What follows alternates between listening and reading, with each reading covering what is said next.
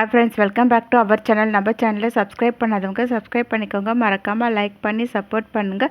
நாளைக்கான எபிசோடில் என்ன நடக்குது பார்த்தீங்கன்னா, தனம் ஆதியை பார்த்துட்டு ஒரு வேளை உன்னால் நிரூபிக்க முடியலன்னா மொத்தமாக விட்டுட்டு போயிடுவியா அப்படின்னு வந்து கேட்பாங்க. சரி போயிடுறேன்னு ஆதியும் சொல்லிட்டு இருப்பாங்க. அப்போ ரத்னமும் வந்துட்டு சரி ஒரு சான்ஸ் கேட்குறீங்க, கொடுக்குறேன், உள்ளே வாங்க அப்படின்னு வந்து கூப்பிடுவாங்க. எல்லாருமே உள்ளே போயிடுவாங்க. அப்போ தமிழ் ஓடி போய்ட்டு அதுக்கிட்ட ஃப்ரெண்ட் உங்களால் முடியுமா அப்படின்னு வந்து கேட்பாங்க. அதை கேட்ட உடனே ஆதி வந்துட்டு என்ன ஃப்ரெண்ட் உங்களுக்கும் டவுட்டா அப்படின்னாங்க.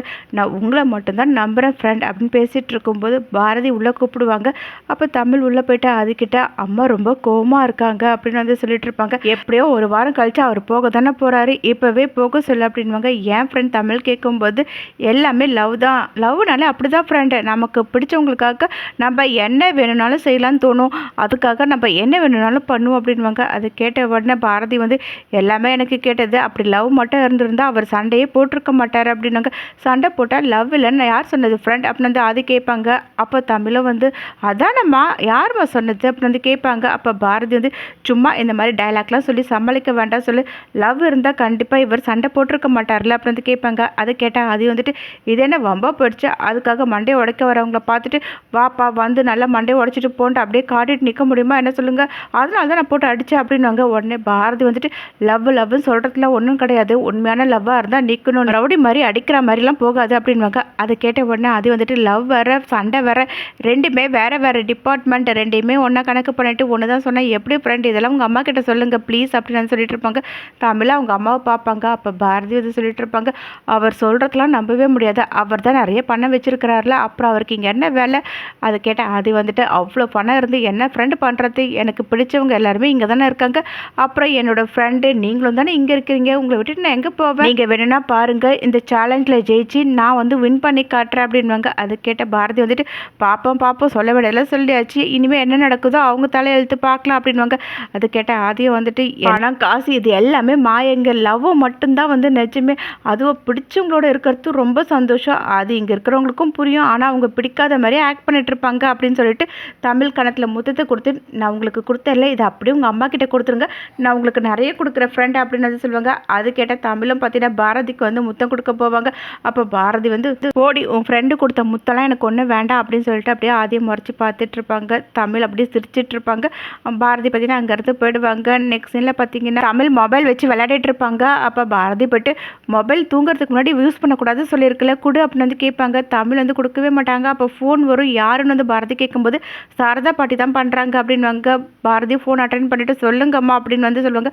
அப்போ சாரதா வந்து பாரதி கிட்ட கொஞ்சனா உனக்கு மனசாட்சி இருக்கா, ஆதி எப்படி பிறந்து வளர்ந்தவன் தெரியுமா, அவனை இப்போ இந்த நிலைமைக்கு கொண்டு வந்துட்டு என் பையன் ஊருக்கே ராஜா மாதிரி இருந்தான், இன்னைக்கு அவன் உன்னோட வீட்டு வாசலில் கட்டப்பையை தூக்கிட்டு வந்து நிற்கிற மாதிரி நீ பண்ணிட்டல, நான் உன் மேலே அவ்வளோ கோவத்தில் இருக்க, சும்மா சொல்லக்கூடாது பாரதி, நீ ரொம்ப பெரிய ஆள் தான், நீ நினச்சது எல்லாத்தையுமே சாதிச்சிட்டல, நீ அவனை எப்படி மயக்கணுன்றது தான் எனக்கு தெரியவே இல்லை, அவன் பூனை மாதிரி உன்னையே சுற்றி வந்துட்டு இருக்கான், அவனுக்கு ஒரு அம்மா நான் இருக்கேன்றது கூட மறந்து போயிடுச்சு, அவன் உனக்காக உன் குடும்பத்துக்காக எல்லாமே பண்ணியிருக்கிறான், ஆனால் என்னக்கிட்ட வரவே மாட்டான், அவன் எங்கே என்னை சுத்தமாக மறந்துடுவான்னு எனக்கு ரொம்ப பயமாக இருக்குது, இது எல்லாத்துக்குமே காரணம் நீ தான், கேசவ கல்யாணத்தில் உனக்கு ஒரு அவமானம் வந்தப்போ எதை பற்றியுமே யோசிக்காமல் அத்தனை பேர் முன்னாடி உன்னோட நெத்தியில் குங்குமத்தை நீ தான் பொண்டாட்டின்னு சொன்னான், நீ பெத்த பொண்ணு மேலே அவன் உயிரே வச்சுருக்கான், அவன் அப்பன் கூட இந்த அளவுக்கு உயிராக பாசமாக இருக்க மாட்டான், ஆனால் அவனுக்கு என்ன நீ பண்ண, உன்னோட வீட்டு வாசலில் பரதேசி மாதிரி வந்து நிற்க வச்சல, இதுதான் நீ அவன் மேலே வச்ச பாசமா அப்படின்னு வந்து கேட்பாங்க.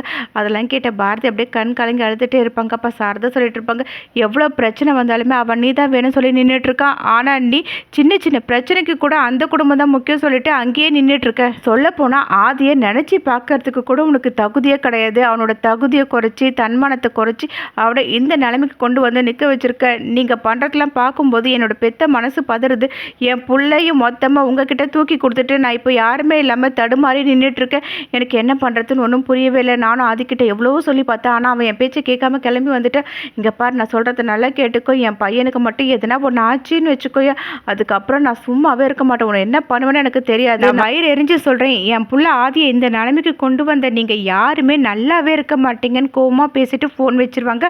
பாரதியும் ஃபோனை கட் பண்ணிட்டு என்ன பண்ணுறதுன்னு ஒன்றும் புரியாமல் அழுதுகிட்டே இருப்பாங்க. அப்போ தமிழ் பாரதியை பார்த்துட்டு நீ ரொம்ப பெரிய தப்பு பண்ணுறமா அப்படின்வாங்க.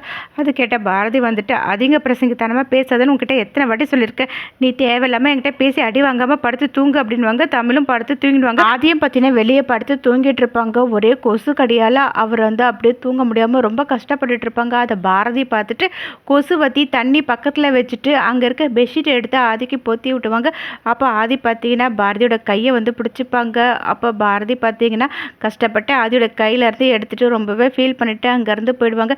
நெக்ஸ்ட் சீனில் பார்த்தீங்கன்னா பாரதி வந்து சமைச்சிட்ருப்பாங்க. அப்போ தமிழ் போய்ட்டு அம்மா நீங்கள் பொங்கல் சமைக்கிறீங்களா இன்றைக்கி அப்படி வந்து கேட்பாங்க. உனக்கு எப்படி பொங்கல் பிடிச்சது அப்படி வந்து கேட்கும்போது என்னோடய ஃப்ரெண்டுக்கு ரொம்ப பிடிக்குமா அதுக்காக தாம்மா அப்படின்னு வந்து கேட்பாங்க. ஒவ்வொருத்தருக்கு பிடிச்ச மாதிரிலாம் நான் சமைக்க முடியாது, எனக்கு என்ன தோணுதோ அதை தான் அப்படின்னு சொல்லிட்டு இருப்பாங்க. அது கேட்ட தமிழ் ஆனாலும் நீ ரொம்ப ஓவராக தாம்மா பண்ணுற அப்படின்னு வந்து சொல்லும்போது பாரதி வந்துட்டு உன்னை அப்படியே போட்டேன்னா சொல்லுவாங்க. பார்த்தீங்கன்னா தமிழ் அங்கேருந்து ஓடி போயிடுவாங்க. பாரதியும் பொங்கல் சமைக்கிறதுக்கு தேவையான எல்லாத்தையுமே எடுத்து வச்சுட்டு இருப்பாங்க. அப்போ மரகதம் வந்துட்டு நம்ம வீட்டில் ஞாயிற்றுக்கிழமையான தானே பொங்கல் செய்வோம், இப்போ என்ன வந்திருக்க விருந்தாளிக்காக ஏற்ற மாதிரி சமைக்கிறியா, அவங்களுக்கு என்ன கொடுக்கணுன்றது எனக்கு நல்லாவே தெரியும், நீ எடுத்து வை சொல்லிட்டு பார்த்தீங்கன்னா அங்கேருந்து போயிடுவாங்க. மரகதம் ஆதிக்கிட்ட போய்ட்டு உங்களை தான் சாப்பிட கூப்பிடன்னு நான் வந்தேன் தம்பி, நீங்களே வந்துட்டீங்க தம்பி, நீங்கள் எப்படி கீழே உட்காருங்க, ஏன்னா எங்கள் வீட்டில் கீழே உட்காந்து தான் சாப்பிடுவோம் அப்படின்னு வந்து சொல்லுவாங்க. ஆதியும் சரின்னு சொல்லிட்டு கீழே வந்து உட்காருவாங்க. அப்போ மரகதம் பார்த்தீங்கன்னா பழைய சோறு, பச்சை மிளகா, வெங்காயம் கொண்டு வந்து வைப்பாங்க.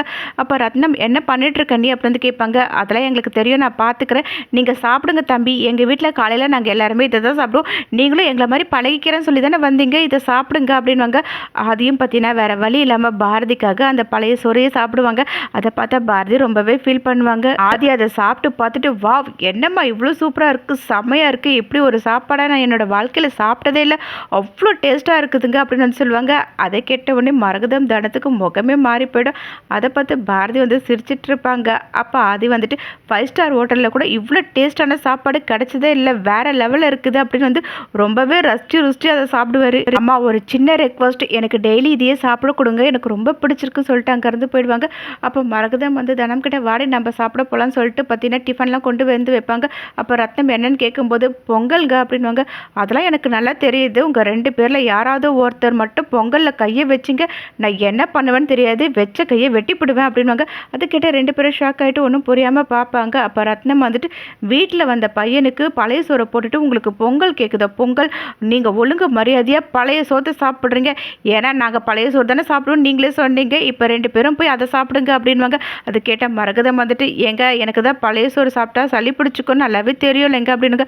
அதை கேட்டால் ரத்னம் எந்த கதையும் எங்கள் தேவையில்லை தம்பி, நம்ம வீட்டு பழக்க வழக்கெல்லாம் கற்றுக்கணும் தானே நீங்கள் இதெல்லாமே பண்ணீங்க, அதனால பொங்கலை தூக்கி வச்சுட்டு பழைய சோறு சாப்பிடு அப்படின்வாங்க. தனம் கிட்ட போயிட்டு பழைய சோத்தை கொண்டு வா அப்படின்வாங்க. அப்போ மரகதம் ஒரு கிணத்தை மறைச்சி வைப்பாங்க. என்னன்னு ரத்தம் கேட்கும்போது நேற்று வறுத்த கறி இருக்குங்க, அது கொஞ்சம் சாப்பாட்டுக்கு தொட்டுக்க அப்படின்வாங்க. அதெல்லாம் ஒன்றும் தேவையில்லை, அதை வெங்காயம் பச்சை மிளகா இருக்குல்ல அதை வச்சு சாப்பிடுங்க அப்படின்வாங்க.